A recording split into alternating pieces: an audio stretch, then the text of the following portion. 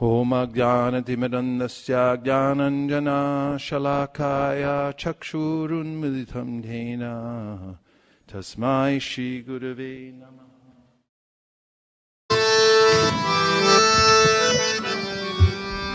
Om Namo Bhagavate Vasudevaya. Om Namo Bhagavate Vasudevaya. Om Namo Bhagavate Vasudevaya. Om Namo Bhagavate Vasudevaya.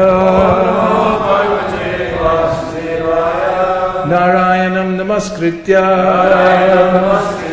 Naram Chaiva Narottamam Devim Sarasatim Vyasam Tato Jayamudiraye.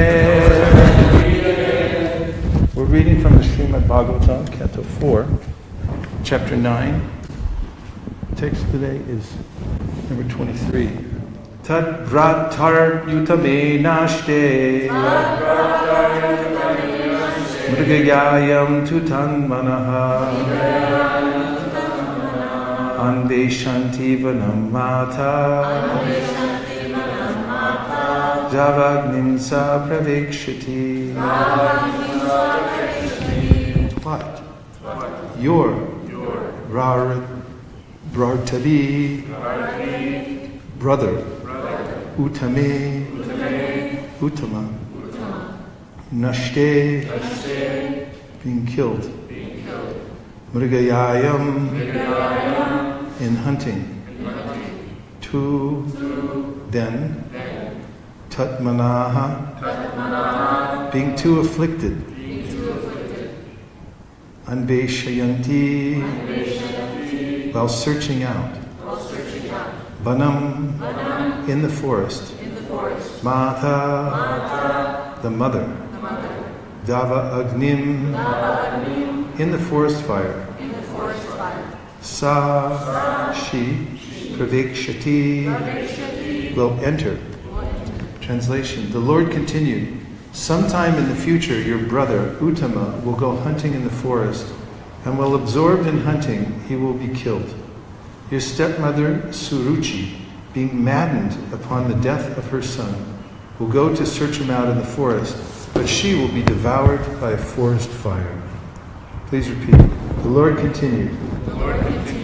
Sometime in the future, your brother Uttama will go hunting in the forest, and while absorbed in hunting, he will be killed. Your stepmother Suruchi, being maddened upon the death of her son, will go to search him out in the forest, but she will be devoured by a forest fire. Purport by His Divine Grace A.C. Bhaktivedanta Swami Prabhupada. Srila Prabhupada ki. Dhruva Maharaj came to the forest to search out the Supreme Personality of Godhead with a revenging spirit against his stepmother. His stepmother had insulted Dhruva, who was not an ordinary person, but a great Vaishnava. An offense at the lotus feet of a Vaishnava is the greatest offense in this world. Because of having insulted Dhruva Maharaj, Suruchi would become mad upon the death of her son and would enter a forest fire, and thus her life would be ended. This was specifically mentioned by the Lord to Dhruva because he was determined for revenge against her. From this we should take the lesson that we should never try to insult a Vaishnava. Not only should we not insult a Vaishnava, but we should not insult anyone unnecessarily. When Suruchi insulted Dhruva Maharaj, he was just a child. She, of course, did not know that Dhruva was a great recognized Vaishnava, and so her offense was committed unknowingly. When one serves a Vaishnava unknowingly, one still gets the good result. And if one unknowingly insults a Vaishnava, one suffers the bad result. A Vaishnava is especially favored by the Supreme Personality of Godhead. Pleasing him or displeasing him directly affects the pleasure and displeasure of the Supreme Lord. Srila Vishwanath Chakravarti Thakur, in his 8 stanzas of prayer to the spiritual master, has sung, Yasya prasadad bhagavat prasadaha By pleasing the spiritual master, who is a pure Vaishnava, one pleases the personality of Godhead. But if one displeases the spiritual master, one does not know where he is going. Also, welcome to everyone who's joined us online this morning.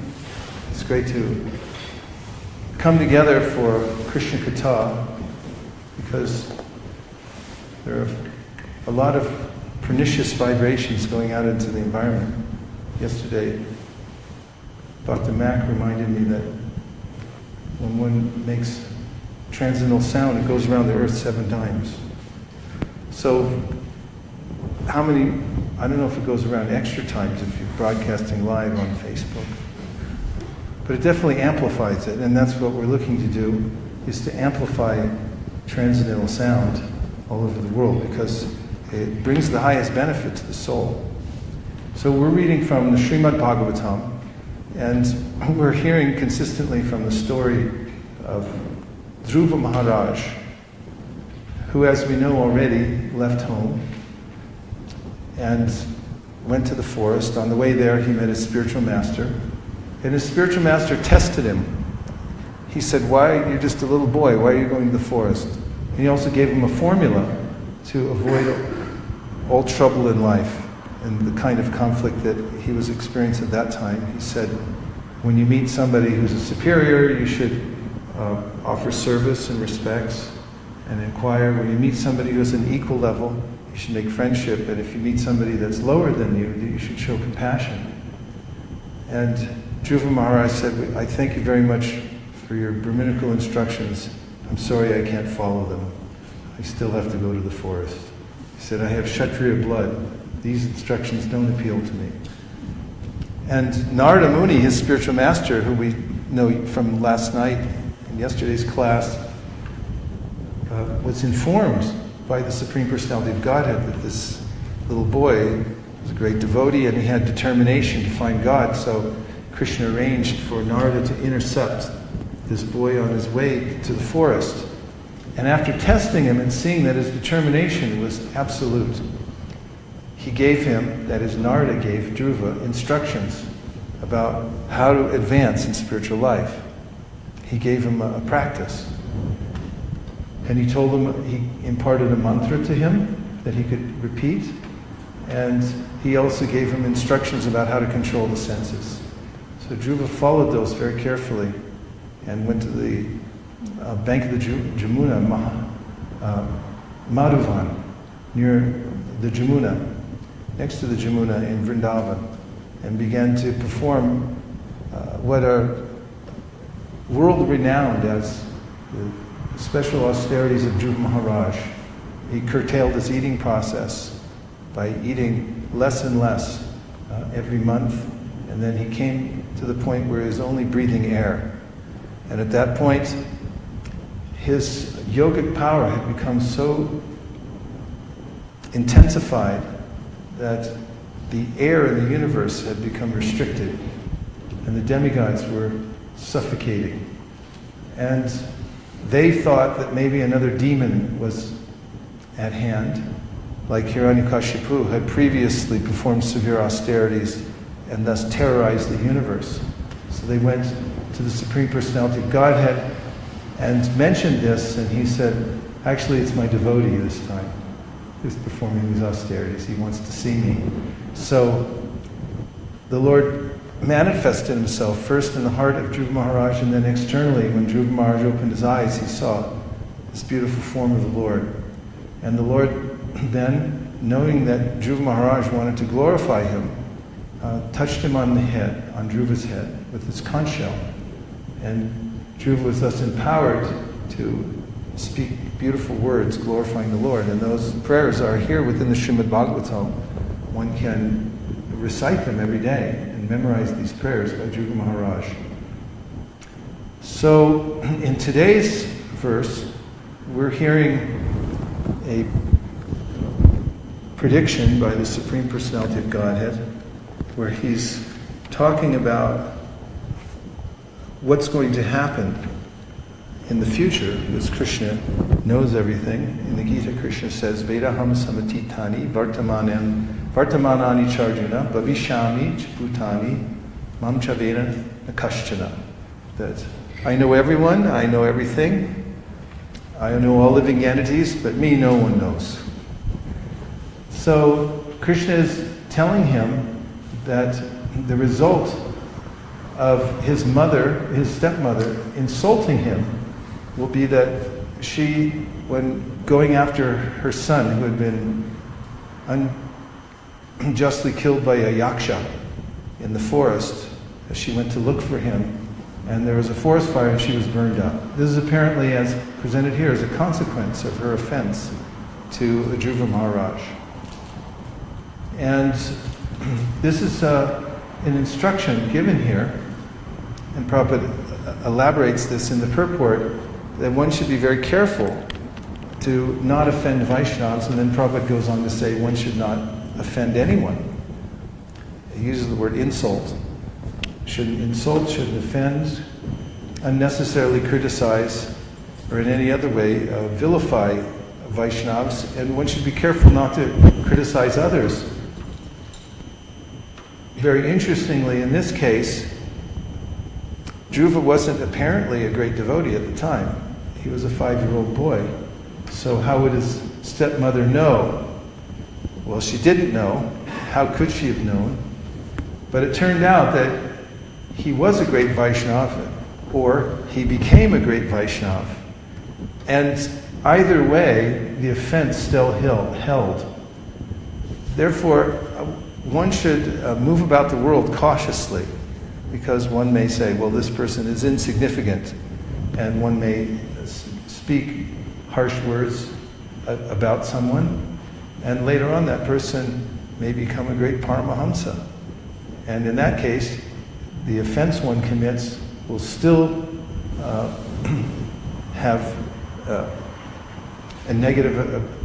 profoundly negative effect. And also, when moving about the world, one may be careful, one should be careful about offending anyone, because we don't know who people are. We know even in the fifth canto of the Srimad Bhagavatam that Maharaj Rahugana, feeling that he was in a superior position as a king being carried on a palanquin, asked that a new member be recruited to carry his palanquin.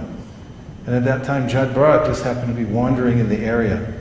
He was a Paramahamsa, but not apparently so, because he was pretending to be like a mad person, retarded, so that no one would interact with him, because he didn't want to interact with the world. So the palanquin carriers recruited him, said, hey, you, come over here, carry this palanquin, the king needs it. Because you need 4 to carry a palanquin, there were only 3. One had fallen sick. So Jad Bharat came over, began carrying the palanquin, and as he walked, he was carefully stepping from side to side to avoid crushing ants on the walkway. And this jostled the palanquin. And the king then became indignant, because he thought, I'm the king and this person is jostling me. How dare he? And he began insulting Jad Bharat and saying, what? You're too puny? Jad Bharat had a big, strong body. He said, you're too skinny and weak, you can't carry the palanquin properly? And one after another he gave insults to Jad Bharat. And finally Jad Bharat stopped and gave his attention to the king and said that I'm neither fat nor skinny nor weak nor strong, because I'm not my body. And he went on to explain the science of self-realization to the king, who was shocked that here was a person he had assumed was unqualified, simply a wanderer, and with no sense at all. But it turned out that he was a great Paramahamsa. So the king came down and offered his obeisances to Jad Bharat. I can think of many times being in public and meeting people and thinking that this or that person was like this or that. The mind has a tendency to prejudge people, and then finding out that what I thought was perhaps a person unacquainted with spiritual knowledge ends up being a highly elevated person. I've even met devotees in disguise who were simply testing me to see what I would say. And I learned that you have to be careful. So offenses are deadly for one's spiritual life. So one should avoid offenses, and Chaitanya Mahaprabhu illustrated this in his pastimes in many different ways. Of course, we know when Jagai and Madai were liberated, Mahaprabhu, because they had surrendered to Mahaprabhu, he took on all of their sinful reactions. In fact, he turned black because of all the sins that entered his beautiful golden body. And the devotees like Advaita Acharya and Nityananda were standing there just in awe of the beauty of the Lord, and he said, "What do I look like?" And he said, "You look like Krishna." He turned black. And Mahaprabhu said that I'm taking all these sinful reactions of Jagai and Madai, and anyone who blasphemes the Vaishnavas will be the recipient of these sinful reactions. They're just waiting there in a storehouse to be delivered to those who blaspheme devotees. They can have them. In Chaitanya Mahaprabhu's pastimes also, there's an interaction between he and Ramachandra Puri, who was a godbrother of his spiritual master, and Srila Ishvara Puri. So, when he came to town, this devotee who had developed a propensity to criticize others gave his full attention to Chaitanya Mahaprabhu and began criticizing him. He would come to his residence and bring him prasadam, nice mahaprasadam, all kinds of nice preparations and sweets and so forth. And then when Mahaprabhu would honor it, he would then criticize him and say, "See, I heard that he eats too much, and now I've seen with my own eyes." In this way, he would go from one Vaishnava to another and bring them nice palatable food and induce them to eat more and more. And then afterwards, he would criticize them. And one day, when he went to the residence of Sri Chaitanya Mahaprabhu, he saw some ants walking around. Of course, in India and elsewhere, ants wander here and there. They're ubiquitous. And then he began to say, "Aha, this sannyasi is secretly eating sweets." And Mahaprabhu, when getting criticized, simply restricted the amount he was eating, and the devotees became very morose, because this is their life and soul, is making preparations and seeing that Sri Chaitanya Mahaprabhu is honoring prasad very nicely. And they all became afflicted by the presence of Ramachandra Puri. But Mahaprabhu wouldn't react against him, because he was the godbrother of his spiritual master. So he treated him with great respect. And whenever he was criticized, he would simply accept that criticism. It's mentioned in the purport to this pastime from the Smriti Shastra. There's an injunction that one should neither criticize or praise anyone, because the universe is working in a uniform way. But then it says of these two injunctions, that one should neither criticize or praise anyone, you can neglect the order to not praise someone. In other words, you can praise, but you can't criticize.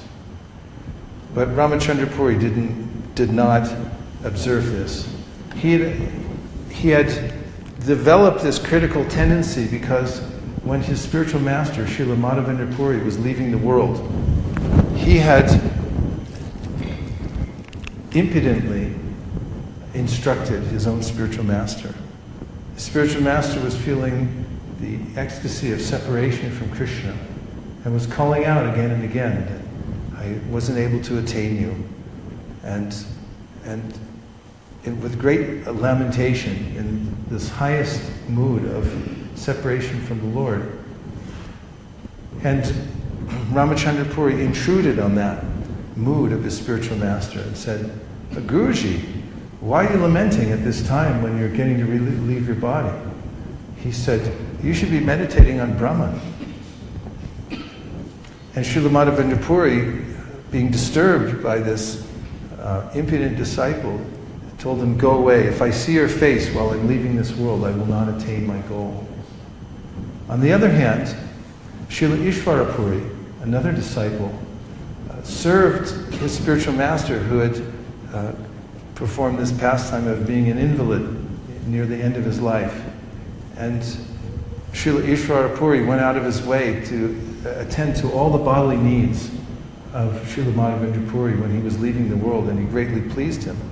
Therefore, he became a great exalted pure devotee, so much so that he became the spiritual master of Sri Chaitanya Mahaprabhu, whereas Ramachandra Puri became a criticizer of Vaishnavas and developed this critical nature. And this story is presented by Srila Krishnadas Kaviraj Goswami to show the different results. If one is pleasing to one's spiritual master, one will develop this good quality. If one becomes offensive, one then may become offensive to all other Vaishnavas, to his or her peril in spiritual life. Chaitanya Mahaprabhu illustrated this elsewhere in the pastime of Devananda Pandit, who's one of the greatest Pandits of Navadvip. And he would daily recite the Srimad Bhagavatam. Large crowds of students would come to hear his erudite explanation of the Srimad Bhagavatam, which he had studied from the time he was a young child. He had also taken the vow of lifelong celibacy. And he was an excellent scholar. And one day, Srivas Pandit, the great pure devotee of the Lord, came to that assembly and sat there to listen to the recitation of the Srimad Bhagavatam. And while he was listening, he felt ecstasy in his heart from hearing the words of the Srimad Bhagavatam. And tears came to his eyes and he began to sigh loudly. And the students around him of Devananda Pandit took this just to be a great disturbance in the class. And so they forcefully picked him up and they threw him out of the assembly. And Chaitanya Mahaprabhu, being the super soul within everyone's heart, understood that this had happened. And he became one day very angry and began to speak against Devananda Pandit, saying, this man is considered to be a Pandit by many, but actually he is a great rascal. He doesn't know anything about Srimad Bhagavatam. Because Srivas Pandit, the great pure devotee who had come to hear Srimad Bhagavatam at his assembly and who was experiencing ecstasy, was disrespected by him. In fact, his disciples threw him out and Devananda Pandit didn't prevent them from doing so. And the Vrindavandas Thakur from the Chaitanya Bhagavat explains how, although he was so expert in scholarship and was reciting Srimad Bhagavatam daily, he couldn't understand the import of Srimad Bhagavatam at all because of his offense to Vaishnavas, especially his offense to Srivas Thakur. And this is one of the great secrets of devotional life, which is mentioned in the Puranas. Yasya Devi para bhaktir, Yasya Devi tataguru, tasyaite katita hyarta, prakashanti mahatmanaha. That if one has implicit faith in both Krishna and the spiritual master, then one can understand the import of Srimad Bhagavatam and all the Vedas. But no one else can, even if one is a great scholar. And if one offends Vaishnavas, then one can't understand anything. And in the story of Devananda Pandit, Chaitanya Mahaprabhu confronts him and chastises him severely. Devananda Pandit was actually a sincere person, so he became very thoughtful about this chastisement. In fact, Vrindavandas Thakur says that one who's personally chastised by Chaitanya Mahaprabhu is the most fortunate person in the universe. He says that one who's chastised by Chaitanya Mahaprabhu and then dies will attain Vaikuntha. Soon afterwards, after the chastisement, Devananda Pandit became attracted to one of Chaitanya Mahaprabhu's great devotees named Vrikeshwar Pandit. you probably remember him because he is known for his dancing, and that he could dance for 72 hours without stopping. So, when he came and had association with Rakeshwar Pandit, then he developed attraction for that Vaishnava and began to serve him and accepted him as his spiritual master, and then his offense was cleared because of attaching himself to a Vaishnava. And the quintessential story that comes from the Chaitanya Bhagavat, which explains the danger of offenses to Vaishnavas, is in relationship to Sri Chaitanya Mahaprabhu's own mother. When Chaitanya Mahaprabhu performed the Mahaprakash, which is the time in which he revealed his godhood to everyone. Up to this point, everyone thought as a boy he was just the most excellent scholar in the world, albeit puffed up. But after coming back from Gaya, then they thought, oh, now he's transformed into a great Vaishnava. But then one day he revealed to Srivas Pandit and then everybody else in Navadvip that he was the Supreme Personality of Godhead. Srivas Pandit was home worshipping his deity, and Sri Chaitanya Mahaprabhu came to the house of Srivas Pandit and began banging on the door and said, "Who are you worshipping, Srivas? Don't you know? I am him. And let me in." So Srivas heard the banging. He and his wife opened the door, and Chaitanya Mahaprabhu came in and sat on the altar of Vishnu, took all the Shalagram Shilas and put them on his lap. And there he stayed for 21 hours and gave benedictions to all the devotees. One after another came to him. He said, "Bring everyone." And he would tell them some intimate story that only that person would know, and then reveal to them that I was there. And I'm the one who has been organizing your life in such a way as to protect you and that you can advance in devotional service. And ask for benediction. So everyone was asking for some benediction. Someone saying, "My father is very sinful-minded. Please purify my father." Everyone asked for something. And then the devotee said, "But what about your mother, Mother Sachi? Why haven't you called her?" And he said, "I will not give her prema. I will not give her benediction because she has offended a Vaishnava." And the devotees were dumbstruck. How can she's your mother. She bore you within her womb.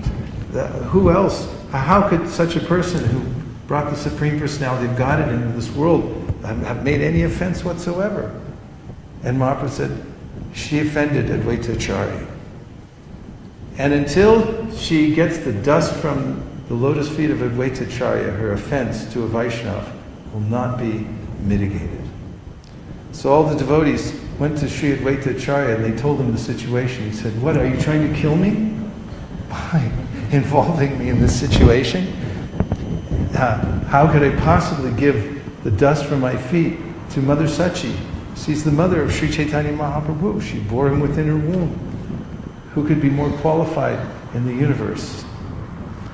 And Chaitanya Mahaprabhu then, Sri Advaitacharya, in the context of this situation, saw Mother Sachi coming forward, and he fainted in ecstasy. So Mother Sachi came, and while he was unconscious, she took the dust from his feet and put it on her head.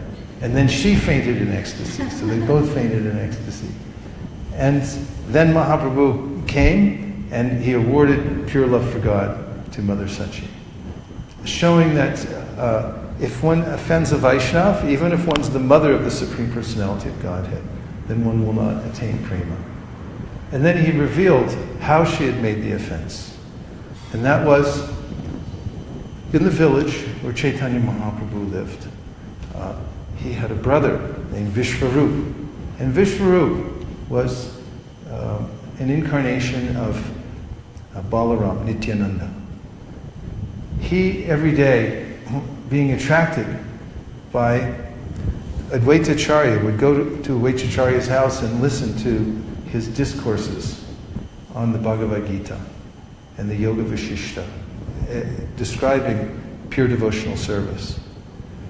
And Srila Vishvarup was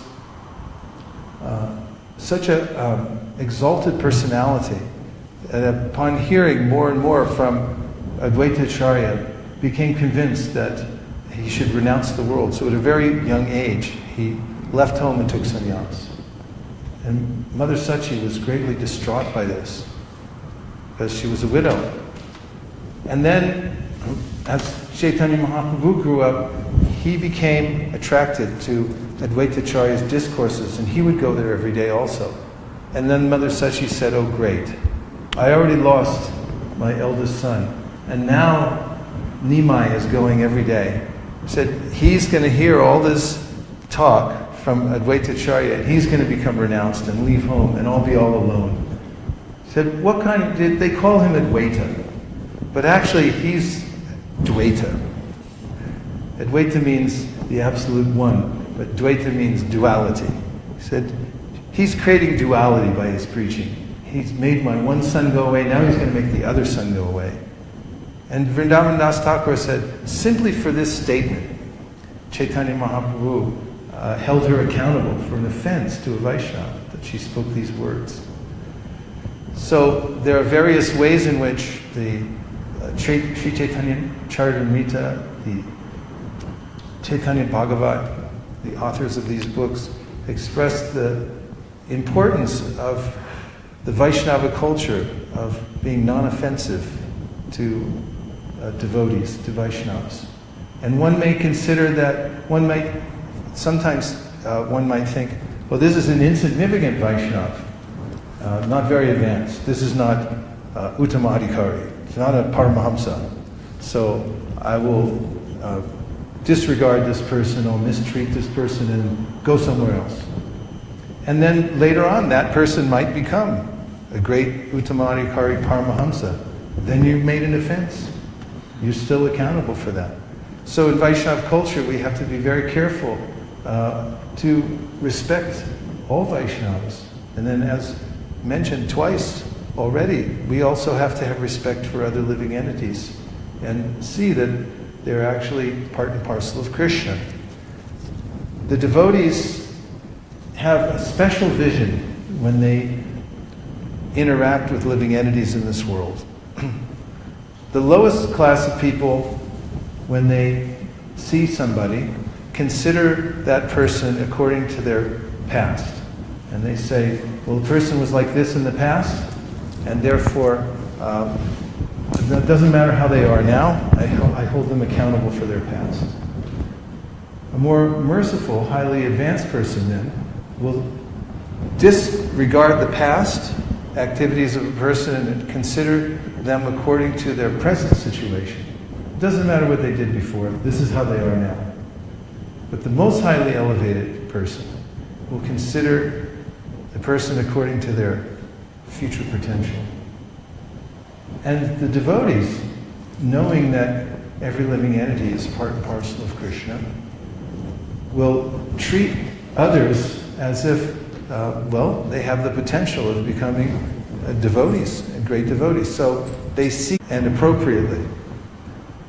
What to speak of those who are already practicing Krishna consciousness? Rupa Goswami says in his Upadeshamrita, Krishneti yasya giritam manasadriyeta dikshasti chet pranati vishta bhajanata mishna shushushaya bhajana bhiknamananyamanya nindari shunya hridimipsita sangalabhya. And that is that when one meets somebody who can say Hare Krishna, everyone say Hare Krishna. Hare Krishna! Then within his mind, that devotee should offer respects to that person. That means anybody anywhere that says Hare Krishna, you should say, this is the best of all persons. The Shastras, the Srimad Bhagavatam says, Aho patashra pachato garyanya jiva gre vartati namatubhyam. Tepus tapaste juhuvu sasna arya brahmana churnama grananti ete. Devahuti is saying, oh, how wonderful it is that if somebody, even one time, with just the tip of their tongue, can say Hare Krishna. Hare Krishna. This person has performed all Vedic sacrifices in previous lives. They've already gone to all the holy places, then they're qualified to become Brahmanas. Of course, the quality of the chanting is important, but this is the vision of Chaitanya Mahaprabhu also, who said, if I hear one time from the lips of a person, Hare Krishna, I consider this person to be the best among the whole population. So this is the mood of the devotees. Then he says, Dikshasti chet pranadibish, that when you see somebody who's taken the chanting of Hare Krishna very seriously, and who's taken initiation and taken vows, they actually sat down in front of a spiritual master and said, I vow to do this for the rest of my life. That's a big deal. That shakes the universe. And you should get down on the ground and offer obeisances to such a person for that, the vow they've taken. They've taken this diksha from a guru, the vow to chant Hare Krishna. And then he says, Nindari shunyo shrignaputsita sangalabhya. And that is, if you find somebody who's been chanting Hare Krishna, who then, and his heart's become purified of the propensity to criticize others, you should follow that person around and try to do some service, and you should give your life to the association of that person in service.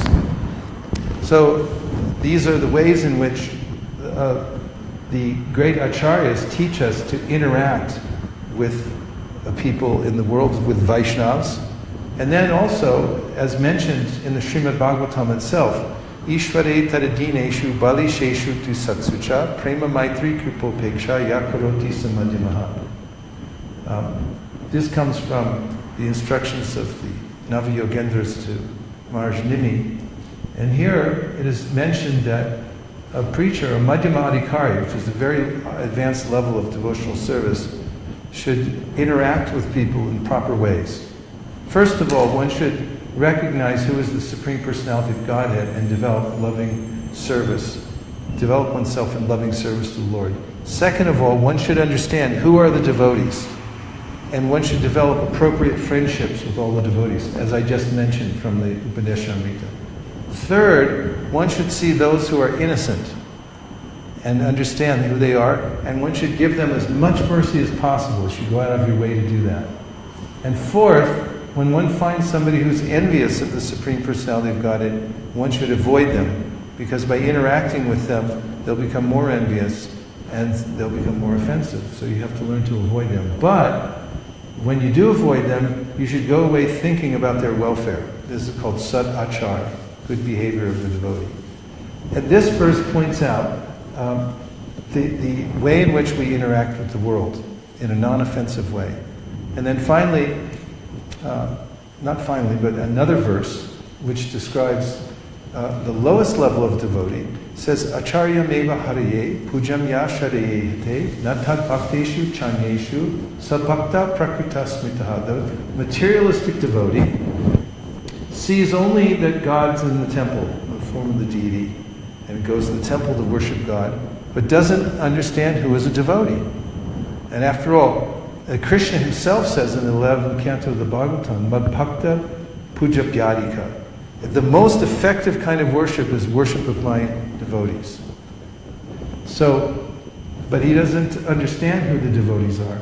Not only that, Natad Bhakteshu Cha Anyeshu, he also doesn't understand how to do good for others. So this is called a materialistic devotee. And this person in the lowest position may make offenses while interacting with others, but the Madhyama Adhikari tries to leave everyone with a good impression, and one way or the other tries to help people advance in Krishna consciousness.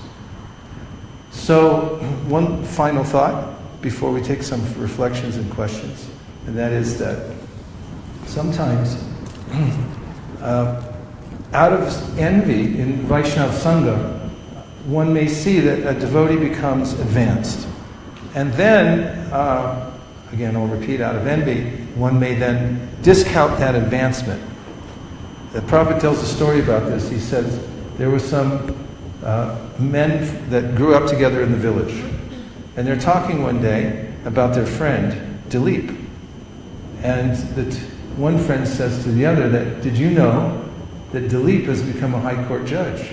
And the other one says, no, get out of here. That's impossible. Dilip's an idiot. He couldn't become a high court judge. He said, no. He went to school, he became a lawyer, he became a judge, now he's a high court judge. And he said, I don't believe it. He said, I saw him. He's in the court. He's sitting there. He's got the robe. He's behind the desk. He's behind the bench. And he's giving sentences out. And then his friend said, yeah, well, he probably doesn't get paid anyway. This is called the envy of familiarity. And Prabhupada also gives the faulty logic that some people adhere to, which is that because, like kids, sometimes they run around naked. Because they can get away with that. And they just run around naked. So sometimes in the village, kids are naked, they run around. So the logic is that someone was naked, someone's mother was naked when she was a child. And now she's grown up, so she should be naked then too. So in a similar way, sometimes people say, well, this person, I know at one point they were a neophyte, so they're always a neophyte. Even when they grow up and mature in devotional service, and therefore one makes this faulty logic offense by thinking, oh, I know them, they used to bring me limkas, so how could that person be an advanced devotee?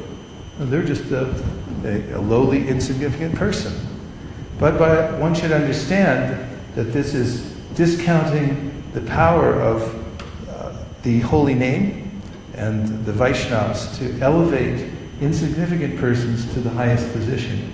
And we can see in the story of Dhruva Maharaj how he was apparently insignificant, how his mother made an offense, others, like even his father, didn't regard him well. Later he became a Paramahamsa, and everyone regretted later that they didn't pay him proper respect. So it's a better policy to follow the higher vision of the Srimad Bhagavatam and treat all living entities with respect, and to learn proper Vaishnava etiquette and never criticize Vaishnavas for any reason, and especially not in writing, and especially not on the internet. Om Tat Sat. So now we'll take a few points. Swami Prabhupada.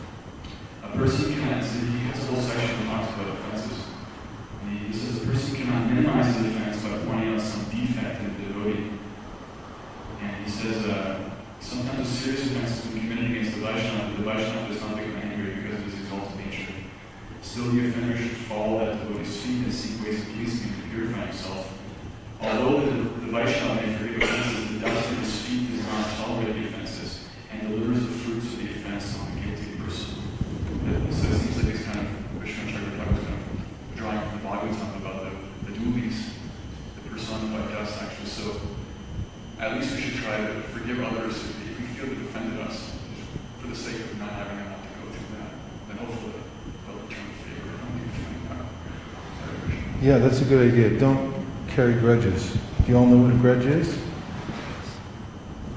It's a little animal. It's a fierce little animal.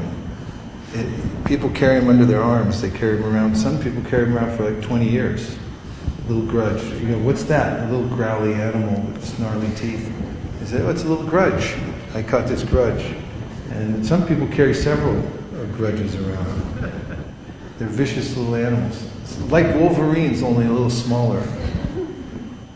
And so the best thing to do is to drive out way into the country and then go out and let them loose and let them run away. Yes, you had a point. What's that? Okay. I wanted to give a reflection first and then a question. So my reflection is that I really appreciate this point of just not offending anybody, rather than trying to determine who's exalted and who's not, who should I offend and who should I not offend. But I should just not offend anybody.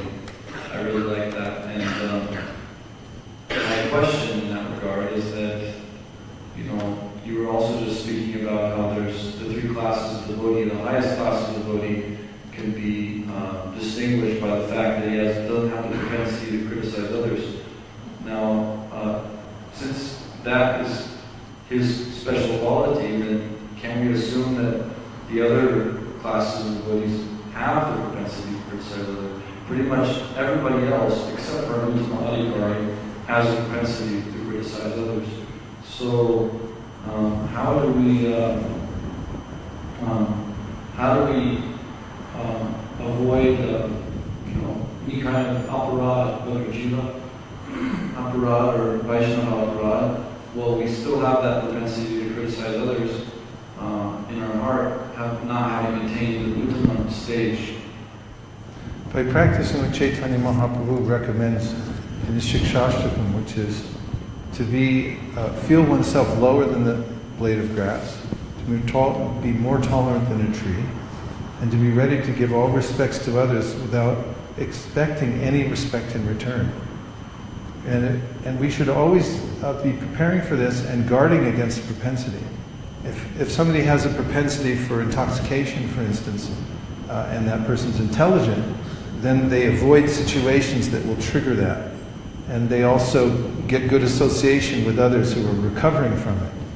And so similarly, when one's a recovering criticizer and has a propensity for criticizing others in one's heart, one should take similar measures to prevent that. Chaitanya Mahaprabhu also said, when a Brahmin in Nadia asked him, in Kulia, asked him, how do I make up for my offenses? Previously I was a great offender to Vaishnavas and to you, and I said so many things about you and other Vaishnavas.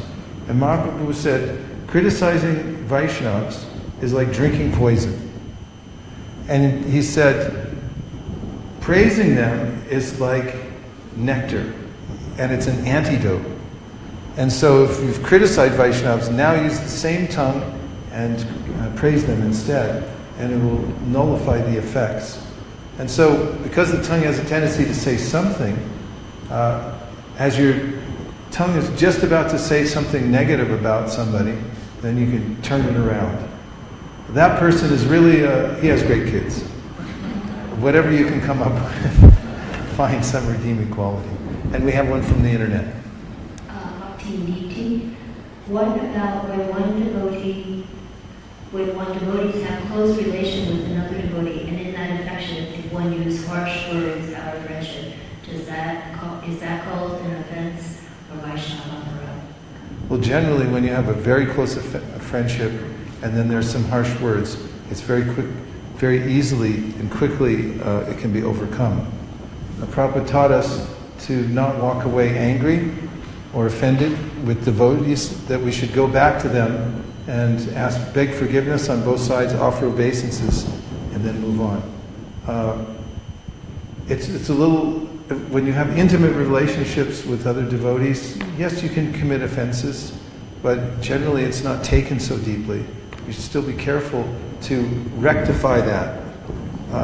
People who live in close quarters together, or who are close in relationship, can also sometimes slip and make harsh remarks. Like spouses sometimes, somebody can say something So one has to learn the art of rectifying that right away. When driving on the road, there's a possibility that one might become offended and then offend others, right? What's that called? Road rage. It happens a lot but I have a technique that I learned many years ago that I use, because one not only should, as Swami Prabhupada pointed out, one should not offend others, but one should also not take offense. Krishna mentions this in the 12th chapter of the Bhagavad Gita. He says that you shouldn't offend others, and you also shouldn't become the enemy of your enemy. So if you're driving on the road or anywhere else, and someone offends you while driving, has that ever happened to anybody? Here's what you do. You go, I forgive you. Just say it as fast as you can right away, and let it go, and let them loose. And similarly, I saw two guys walking in the airport, in O'Hare Airport. They weren't watching where they were going. They clipped each other. This one suitcase, the briefcase clipped the guy's wheelie bag, and they both spun around at the same time and uttered profanities at each other. But I have a technique when you clip somebody. Of course, devotees, when you bump into somebody, you immediately go back and you know, if you offend them with your body, you go back and you say, please forgive me. It doesn't matter who it is. You should go back. You shouldn't bump into living entities and then just keep walking. And similarly, there's another mantra that I learned that when you bump into somebody or you make a bodily offense by walking around the world, you can just immediately say, sorry, my fault. And it immediately dissipates the situation. Because people are very quick to become angry in public. Like so the other day, I saw one devotee said he was in New York, he was walking in some place, and just his cloth brushed against somebody and they wanted to fight him. And so you have to understand you're in a surcharged environment in the material world, and you have to move through it without causing offense and trying to diffuse offenses also. And one learns this very thoroughly when going out on book distribution. Otherwise, you can't stay on book distribution if you offend others. Eventually, Krishna will relieve you of your duties if you offend others on Sankirtan. So you have to learn how to treat other people with respect. Don't be condescending. Forgive them if they make trespasses, and treat them very kindly. And even if they reject you, don't reject them. Just honor them and move on to the next person. Yes, last one.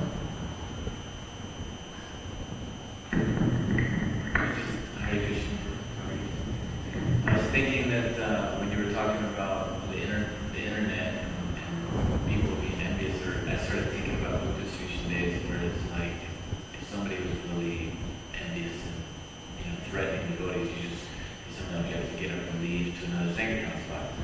There's nothing you can do. You can try to ignore them and avoid them, but avoiding can be a lot harder in person. Then on the internet, I was thinking, well, on the internet you can unfriend, you can block, you have ways to kind of avoid people's association versus in the real world sometimes you have tougher situations like that. I was just thinking about that when you mentioned the internet. Yeah, it's a real art to moving through the world without making offense. Of course, when you preach Krishna consciousness, naturally people will take exception because you're taking a stand. But it's different from ad hominem offenses. In fact, just one last point, and that is when devotees first went to India, and there were many people that these were Western devotees, would come up to them and say, what do you think about Swami such and such, Ananda? And there were many different Swamis that people were following. They say, what do you think about this one or that one? And when the devotees asked Prabhupada, how should we answer these people? He said, ask them, what's his philosophy? Don't speak about the person himself. Speak about the philosophy and just compare it to Bhagavad Gita. Make an honest comparison. And that way you can avoid making personal offenses or offending people's sensibilities. It's 9:09. We have 1 minute left. Okay. Harishan. Something I've been really wondering for the last couple of months, and I would really like to know if I'm thinking about it the right way or not, is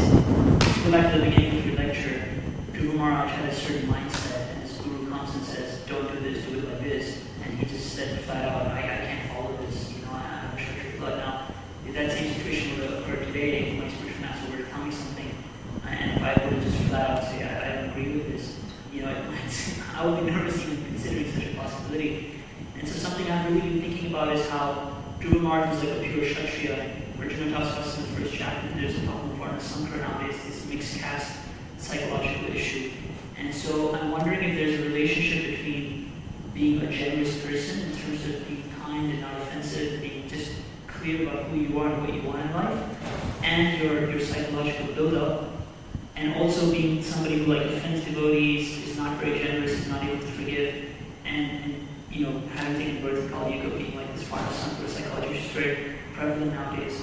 I was wondering if you could just comment on this, because I've been thinking about this more and more recently. If I understood you correctly, you're just mentioning that people are born with a particular nature, and some people's nature may be more forgiving than others. Is that what you meant? I guess what I mean is that in Dhruva Maharaj's case, he was born in a pure Kshatriya line that gave him a kind of self-confidence that allowed him to be himself and not be offensive. But nowadays we have this Varna Sankara population because no one, my parents didn't get married according to natures or anything like that. And that's how it is with most people. So when people take birth, we have a very mixed psychology. We're not really self-confident, we're not really sure who we are. This makes us quite ungenerous at times. Or people may not have received a lot of love growing up, or even Krishna consciousness, so that makes it more susceptible for them to be offensive towards others. And I'm just wondering if that there's a connection there between our psychological build-up, how we were raised or treated, and then our propensity to offend and be ungenerous for others. Seems very likely. And Chaitanya Mahaprabhu especially comes in Kali Yuga and gives a dispensation because of that. Those people are generally unqualified. Prayanal Paisha Shabya Kalavas Minyugejana Manda Sumanda Matayo Manda Bhagya Hupadrita. The Iron Age of Kali. People are very unqualified. And Mahaprabhu and his followers understand this and go out of their way to help people. In fact, Jiva Goswami says that the greatest qualification of people in the Kali Yuga is their disqualification. Because they're so disqualified, Krishna extends himself even further than he usually does. Which isn't the answer to your question exactly. The first part of what I said was, which is very likely so. It's a very confusing position most people are in. They don't know who they are or what they're supposed to do. It takes them oftentimes years and years for people to figure out, even what their livelihood is. Very different from Vedic times when they were more pure bloods and people had a system to fit into very readily and easily. So, once again, we came together and we spoke about the Srimad Bhagavatam together. We joined devotees from all over the world online, and the damage is now done. It can't be taken back. And we thank Srila Prabhupada and Sri Chaitanya Mahaprabhu for giving us this opportunity. Gaur Premanande Haribo, Nitai Gaura Haribo, Haribo, Haribo, Nitai Gaura Haribo, Nitai Gaura Haribo, Haribo, Haribo, Nitai Gaura Haribo.